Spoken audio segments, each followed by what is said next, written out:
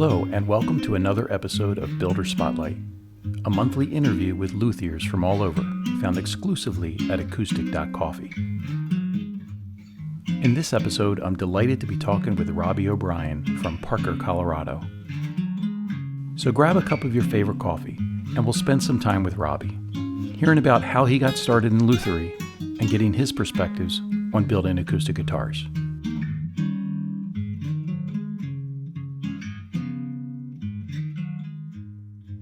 There we go. I think we got the mute off now. How's it going? There he is. Hey, Robbie, how are you? It's all right. It took me just a couple seconds to get figured out there, but doing good. How about yourself?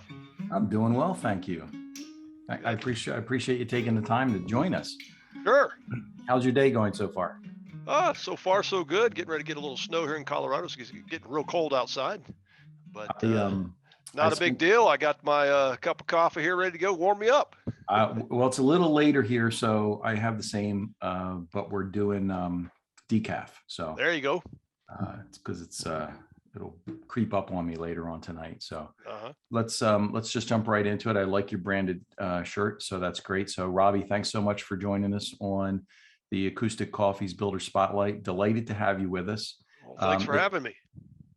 I know you spent some time, early on in your career in Brazil, learning from some very, very talented individuals in the classical side, but walk us through how you as an individual fell in love with this idea of guitar building and how it all started for you. Well, I was living in Brazil. We had just moved back to Brazil. I'd lived in and out of Brazil on several occasions. I got married in Brazil. We moved back to the States to pursue a music degree in classical guitar performance. Okay. And during that time that I was studying classical guitar, I needed a place to live. So I got a chainsaw and started cutting down trees. And a couple years later, I had this 3-story post and beam house in the pasture. And so that's where I learned my woodworking skills. As I would develop, I started in the basement, started building up, and as I got farther up, the craftsmanship started getting better and better. But I wound up making the windows, the doors, everything, the cabinet work, everything. And as I was building, folks in the county would come by and say, "Hey, can you do this for me?" I said, "Oh, sure, I can do that." Well, I had no idea how to do it. So I was mostly on the job training. Anyway, that's how I learned my woodworking skills. And then I went to music school to get the music skills. And so we had just moved back to Brazil. And I went to a guitar symposium. It was a weekend thing. It was a big deal. It was a players symposium. And the LA Guitar Quartet and a bunch of other people from the United States were there. And it was quite a big deal.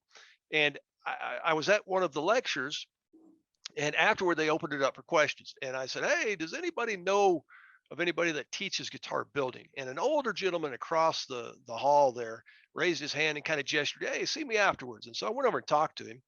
And he said, "I just got done building a guitar with a gentleman named Antonio Tessarin. And, in fact, my apartment's just around the corner here. You want to come see it?" I said, "Heck yeah." So I went and saw it, and I said, "Man, I got to learn how to do this." He gave me his contact information, and I called him up the next day and told him, "Hey, so-and-so said that you teach a course in guitar building." He says, "No, I don't do that." I said, "Wait a minute. You did? You just taught one?" He said, "Yeah, I did, but I wasn't. I didn't like it. The guys weren't very enthusiastic, weren't motivated. All I wanted to do was get away from their wives and girlfriends and go to the bar and drink afterwards. And so I wasn't real motivated." And I said, "Oh, okay." So now I got a problem. I got to figure out how to do this on my own. About that time, I had a sister living in Atlanta, and she sent me the old LMI catalog. It used to be a big 3-ring binder about that thick, and it had not only their products, but information about how to use their products. So I made myself a big, long list. I was going to order the LMI kit, which was basically just a box of lumber.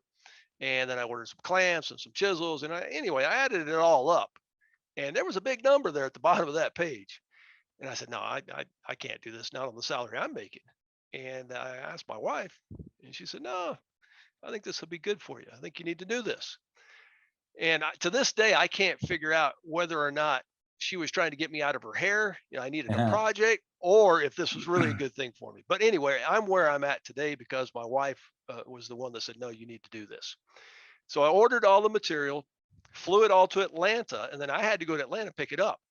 When you bring it back into to Brazil, you're looking at import tax and duty and all that kind of stuff. So it's quite a pricey endeavor for me. I get it all back to the small studio apartment that I lived at in São Paulo, Brazil. I opened up the box. It's just a box of lumber. And I started scratching my head, saying, "Oh my God, what have I done?" And about that time, the guy who said he had built a guitar with Antonio called me and says, "Hey, I'm going out to his house. Would you like to tag along?" I said, "Sure." And it was about 6 months had gone by. So I went out to his house and we started talking. And I guess he took a liking to me and he remembered me on the phone. He said, "Yeah, I remember who you are." And he said, "I tell you what, you show up here next Saturday at 1 o'clock. I'll show you how to build a guitar." And That's fantastic. that's how it all started. And I am very good friends with Antonio to this day. We talk on the phone at least probably once or twice a month. And his son does my website. I met his son when he was about 3 years old. Now he's almost 30 and he does my website. That's a wonderful story, Robbie. I tell you, having access to a mentor in this business is invaluable. I had a very similar, slightly different woodworking and an interest in music path that you just described. My woodworking was furniture making. Mm-hmm. I just loved, touching the materials with my hands and fabricating something. Right. Studied music in university, minored in music, and always wanted to build a guitar, but I was completely intimidated until I met my mentor, and he Right. pulled me into his shop and said, "If you can glue wood together so it never comes apart, you can build a guitar." Don't get me wrong, it's complicated. There's a lot of challenges, and as Yeah. as a teacher, but just the expression, the way he communicated that to me, if you can glue two pieces of wood together perfectly, you can build a guitar. You just have to shift your mentality from a tape measure and 1/16 of an inch to a micrometer and thousandths of an inch. Right. Right. And the rest of it really is similar process. So thank you very much for sharing that.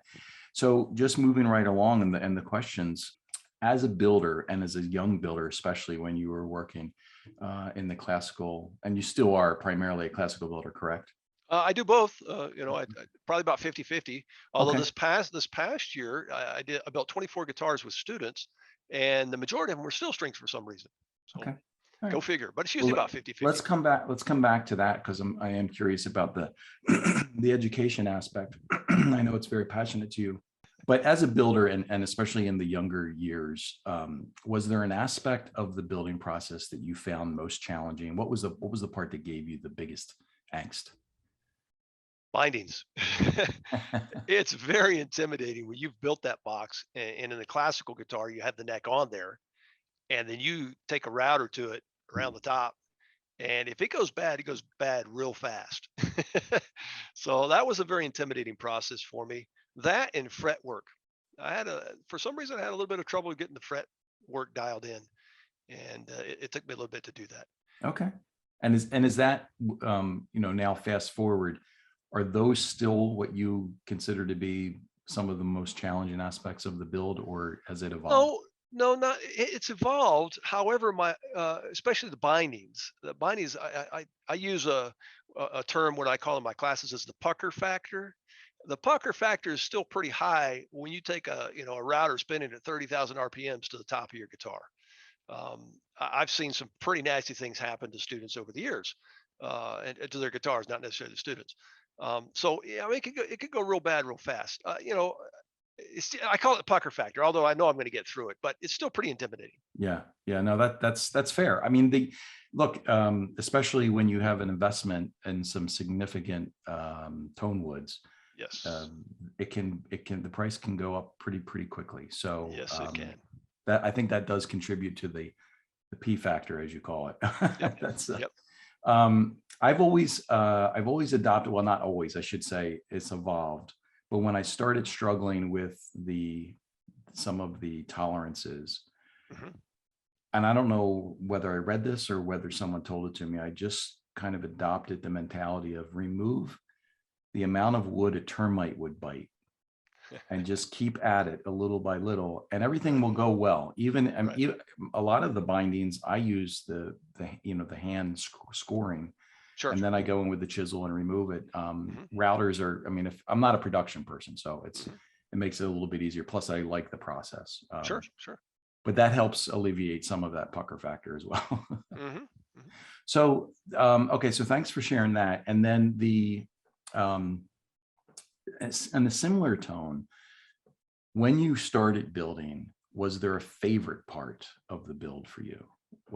I mean, there's so much to string together and, from beginning to end, but was there Yeah, a favorite aspect of the build for you? yeah, believe it or not, I liked carving the neck. I Okay. found that process just very satisfying.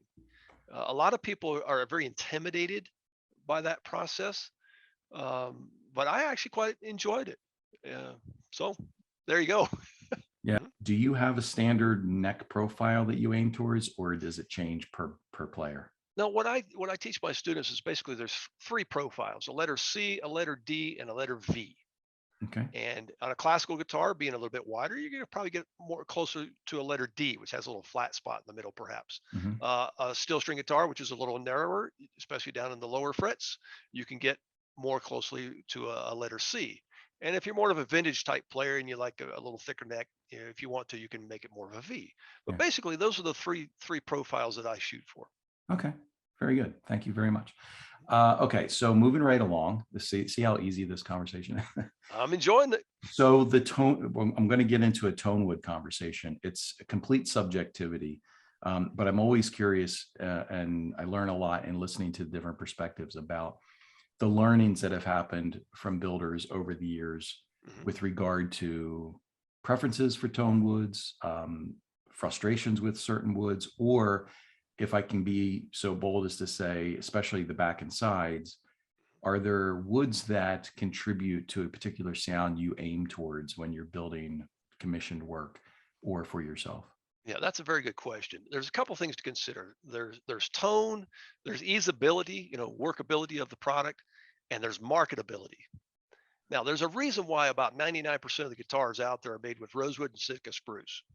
It works. It works totally. It works as the production uh, process, and it also sells. Once you start getting into your lighter colored woods, it's a little harder to sell them for some reason. Not that they don't sound good, especially in the classical world. People expect a darker back and side wood rather than the lighter woods. There are some exceptions to that. Some people use maple, and they make great sounding guitars. But you're kind of locked into what the market will bear.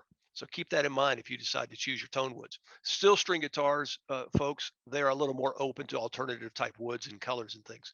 Classical world, not as much. It's usually a rosewood and perhaps a maple every now and then. But in Is general, go ahead. You had a question? no, no, keep going. Sorry. Okay. In general, this is very general because there's always exceptions.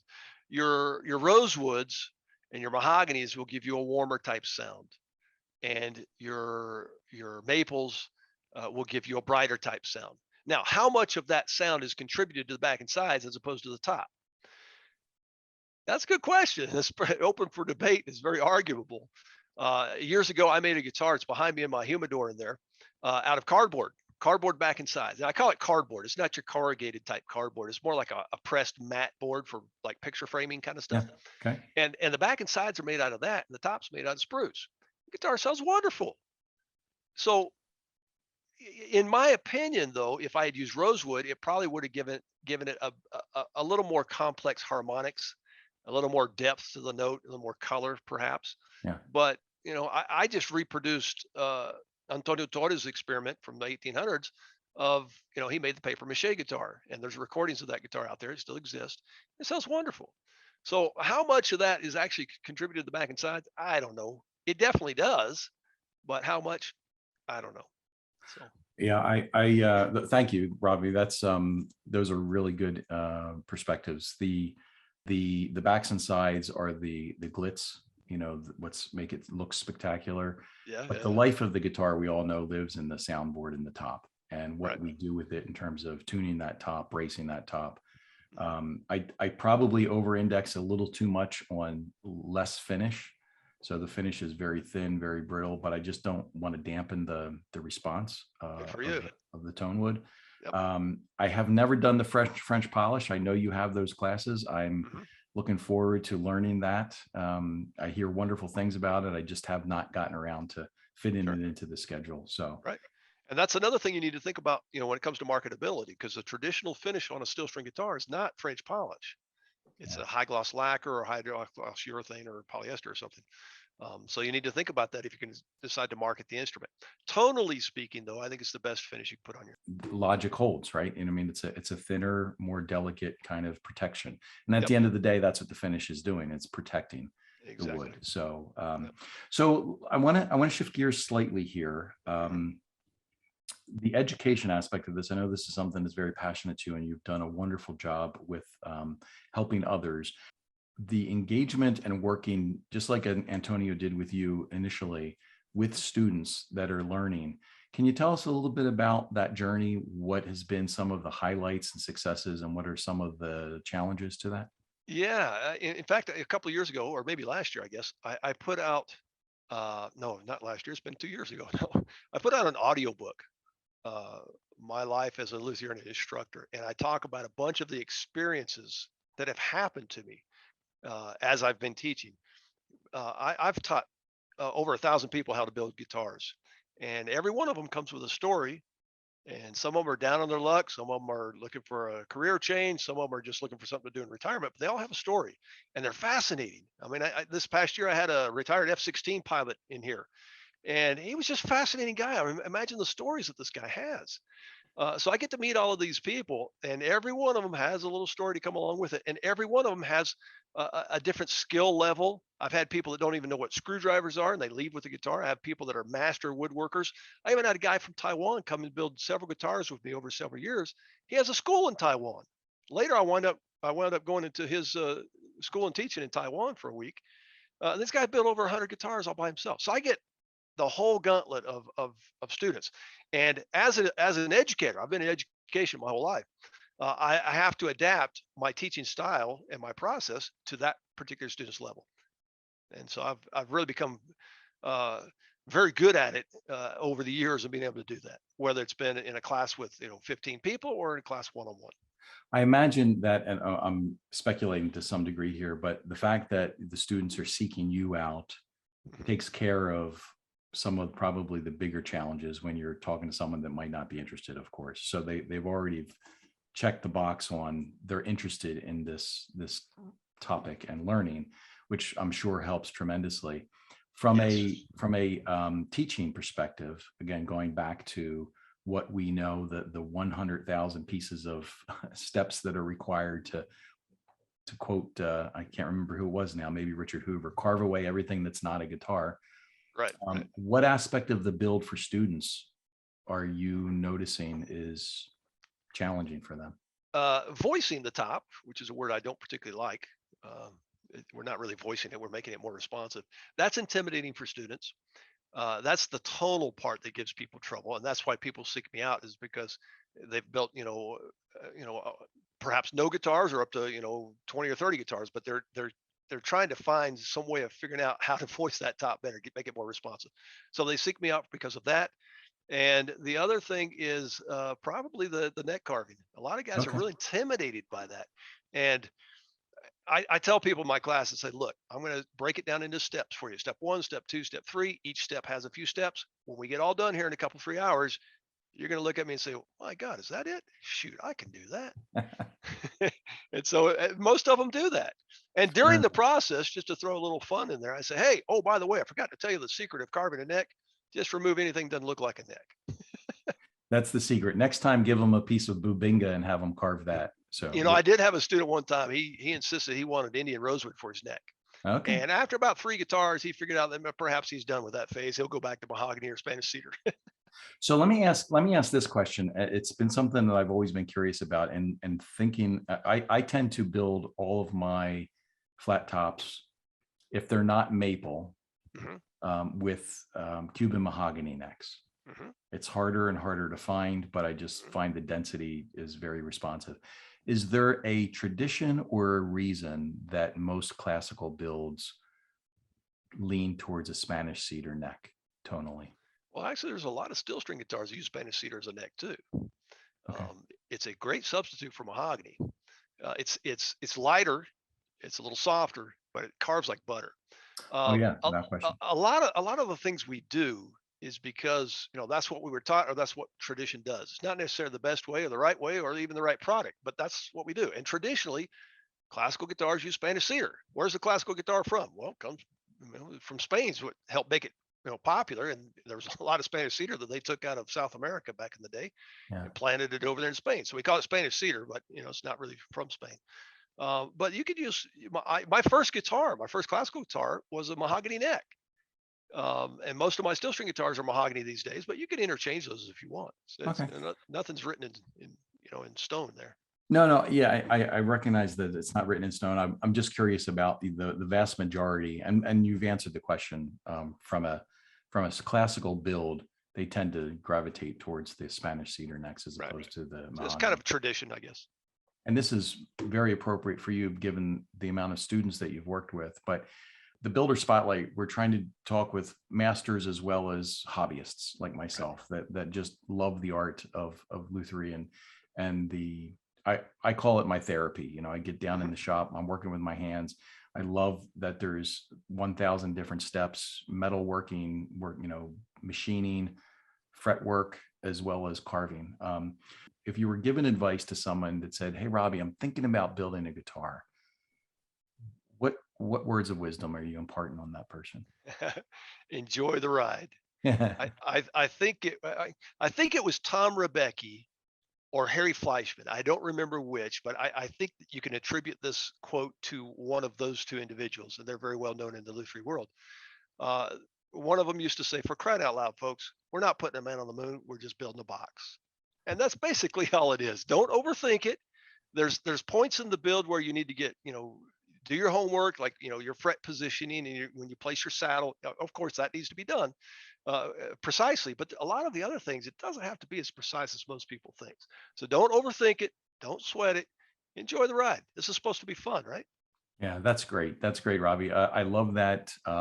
It kind of lowers the ambition, right? And that's probably not the right way of expressing it, but it can be intimidating, this process. I know it was for me, the whole concept and thought of building this instrument. And I think to a large degree was looking at what this person was crafting were just masterpieces and beautiful instruments. Right. To achieve that level of response and elegance, in the build, I'm still striving for it. I tell everybody my best guitar is my next guitar. Exactly. Right. Yeah. I tell people if I ever build the perfect guitar, I'm going to retire because none of them are perfect. You always want to do better on the next one. You always want to do better. And the other thing that I find very interesting, creativity, what people are doing with the art. You have the foundational classical build, and that we've learned a lot. But the fact that it's open source, we're all sharing with one another what we're doing, what we're exploring.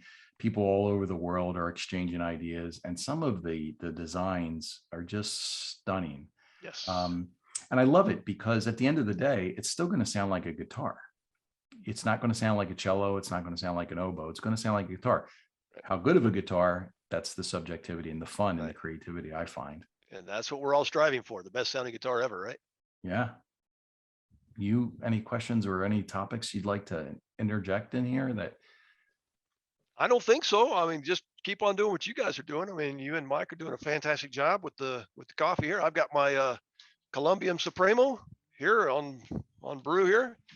And I think you guys are doing a fantastic job. You got a lot of great charitable things you're doing, like guitars in the classroom, things like that. So anything I can do to help you guys out too and spread the word, let me know. Good. I'll do it. All right, Robbie. Thanks so much, man. Thank you. Have a good night. Thanks. Thank you. Bye-bye. You too. Bye-bye. To learn more about Robbie O'Brien, his personal building lessons, custom builds, or to explore the nearly 60 guitar building video lessons covering a wide range of topics, visit o'brienguitars.com. You can see all the links to Robbie's social pages on this page right below the video. Thank you for joining us on Builder Spotlight. Be sure to sign up at acoustic.coffee and we'll send you a notice when the next episode's ready. Until then, happy brewing, happy building, happy strumming.